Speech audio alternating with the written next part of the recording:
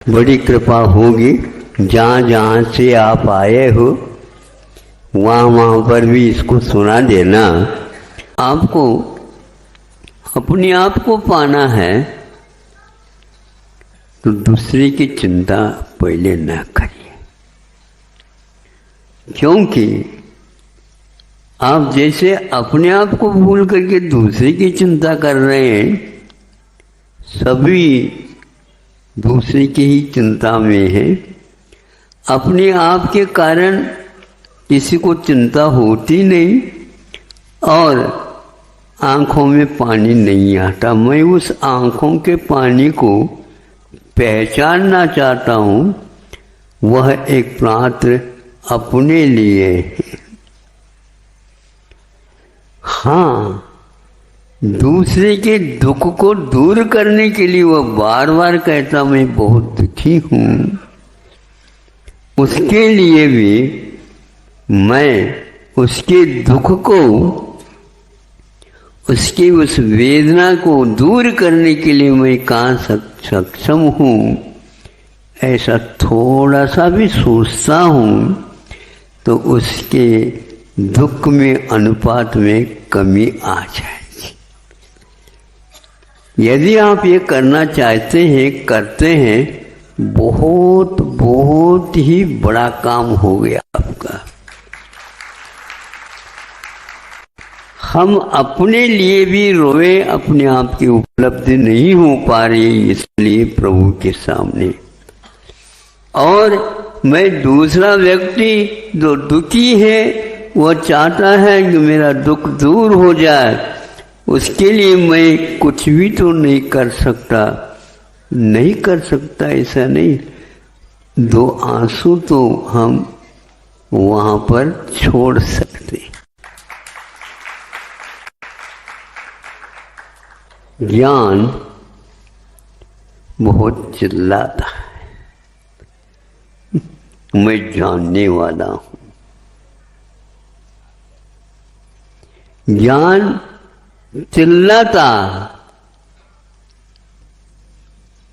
आपत्ति आने पर, चाहे अपने ऊपर आपत्ति आए या दूसरे के ऊपर आपत्ति हो, ज्ञान चिल्लाता है। इसलिए मैं उस ज्ञान को कभी चाहूंगा नहीं। ध्यान तो अवश्य चाहूंगा, लेकिन उस ज्ञान को मैं कभी नहीं चाहूंगा।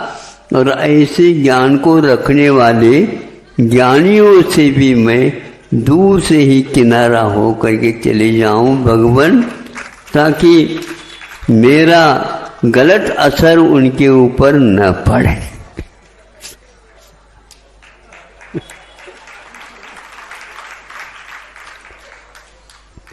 असर बहुत जल्दी सर होने के कारण पड़ता है।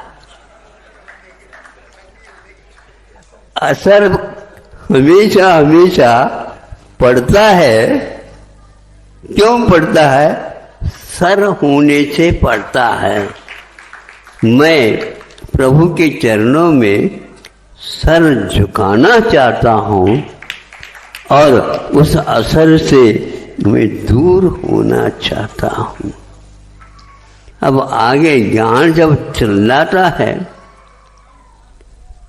आपत्ति आने पर, अब आस्था क्या कहती है?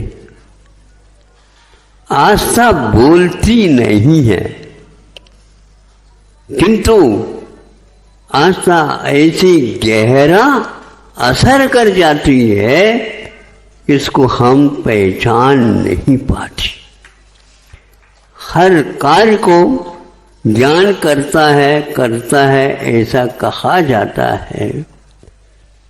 आत्मा हमेशा नींव में रहती है और ज्ञान शिखर के ऊपर जाकर के बैठना चाहता है।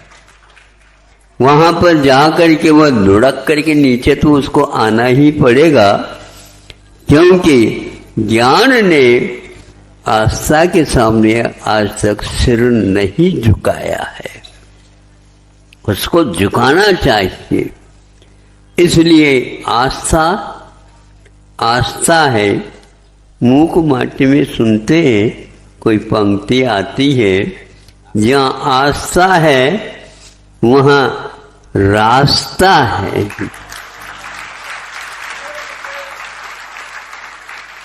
ज्ञान के लिए खोजना पड़ता है, आस्था के लिए खोजने की बात नहीं, खोदने की बात होती है।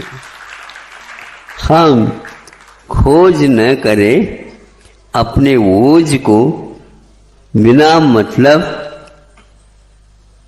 कम न करें, किंतु हमारी आस्था जितनी दृढ़वती होती है वैसे वैसे ज्ञान झुकने लग जाता है। ज्ञान झुकने लग जाता है। मन आने के उपरांत इस झुकाव का शुरुआत हो जाता है। बिना मन का झुकना कोई झुकना नहीं और न ही कुछ रुकना है। अब जाते जाइए तेली के बैल के भांति आप सोचते ही रहिए। आज की यात्रा तो बहुत लंबी हो गई। हाँ ठीक, बिल्कुल। जब आंखों का पट्टी बाहर कर देता है, अरे मैं सुबह से सोच रहा था कि मैं बहुत बड़ी लंबी यात्रा कर रहा हूँ, कर गया हूँ। आज आस्था की बात छोटी सी आपके सामने करके मैं इस वक्तव्य को ज़्यादा लंबा बनाना नहीं चाहता हूँ।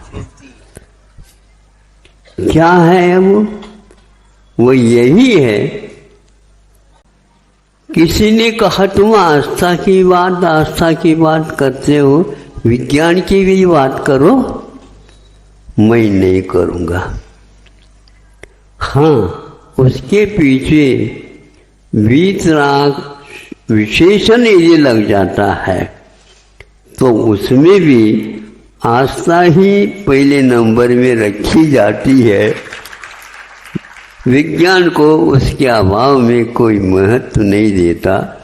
आज का युग विज्ञान का युग है, होगा, लेकिन हम अपनी आस्था को दूसरी पार्टी में रखना भी नहीं चाहेंगे जिसके विपरीत ज्ञान को रख रखा है। क्योंकि आस्था धर्म कांटे के रूप में विद्यमान है, वो ऊपर रहती है, पार्टी में नहीं बैठना चाहती।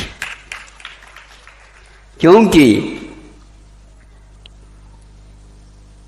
भारी और हल्की ये विशेषण पार्टी की ओर देखने से हो जाती है, और वह आस्था न भारी की ओर चली जाती न ही हल्की की ओर चली जाती, मध्यस्थ होकर के रहती है।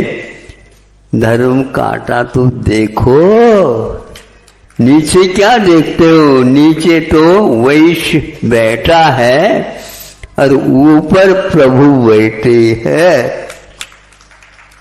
इसलिए आप आस्था से दुकान चलाइए और ज्यादा चिल्लाए नहीं, एक भाव रखिए।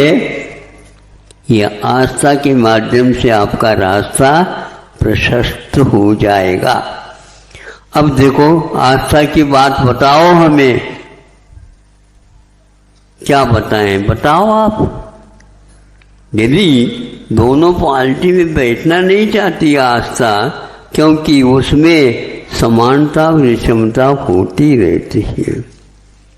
हवा के झोंके से भी भारी कभी हल्का हो जाता है और हल्का भी और नीचे चला जाता है।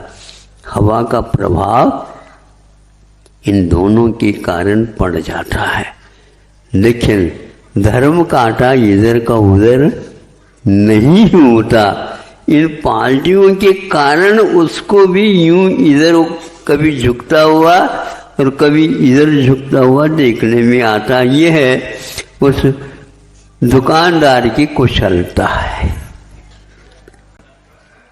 दोबारा बोलो ये वाक्य थोड़ा सा डंडी मारना उसकी वो कृपा है। तो हाँ, आप पहचान कर लीजिए, कोई बात नहीं। बताओ, यह एक चालनी है और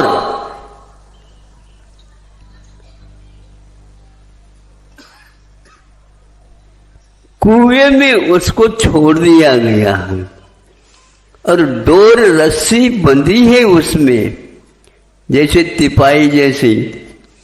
अब इस चालनी को पानी से भर दो नीचे कुएं में और उसके बाद उसको उस रस्सी से खींचते खींचते ऊपर तक पानी ले आओ और मुझे पिला दो, तो मैं आस्था की हमेशा हमेशा सेवा करूंगा और ज्ञान मेरे पीछे हो जाएगा। ठीक है, जैसी आपकी इच्छा। इच्छा क्या कहते हो, इसमें तो फेल हो जाओगे। फेल नहीं होऊंगा, उत्तीर्ण नहीं भी हूं, किंतु मैं अवश्य अनुत्तीर्ण होऊंगा, लेकिन फेल नहीं होऊंगा, क्योंकि इंग्लिश लोग फेल हो गए हैं और भले ही भारतीय अनुत्तीर्ण कुछ रह गए, उत्तीर्ण तो हो गए। उनके सहारे से सारे सारे वो भी तिर जाएंगे। ऐसा ही हुआ। खींचने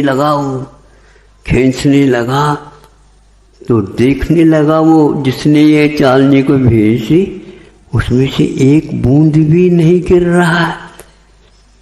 क्या हो रहा है? ये जादू कर रहा है। विज्ञान के पास जादू आ भी नहीं सकता और धर्म जादू को कभी अपने पास रखता ही नहीं, क्योंकि जादू तो जादू है। जादूगर आता है, वह धरती के ऊपर से मिट्टी लेता है, फूंकता है और कलदार 3-4 बन गिरा देता है रुपया। कोई एक व्यक्ति कहता है, अरे मिट्टी को भी चांदी के सिक्के बना रहे हो आप। धन्य है भारत, तो बिल्कुल अब सोने का चिड़िया बन जाएगा। नहीं बनेगा। जादूगर से आज तक कोई भी देश उन्नत नहीं हुआ। आपको दिखा रहा है बिल्कुल इतने। हाँ है। यदि वह कलदार रुपया होते तो मैं दद्दा अठन्नी दे दो। सेठ जी आप भूल गए, अठन्नी चवन्नी दे दो, चारणे में भी काम चला दूंगा। इस प्रकार वह अपनी जादूगर दिखा करके अंत में ऐसा अपने पास धर्म और आस्था है, ये ऐसा नहीं मांगता। अब देखो ऊपर ले आए उसको, ये कैसी बात है, एक बूंद भी नहीं गिरी। देख लो वहां पर एक बूंद है क्या? नहीं देखता है तो बूंद भी नहीं। वो पानी कहाँ गया? वह पानी आस्था के प्रभाव से बर्फ बन गया।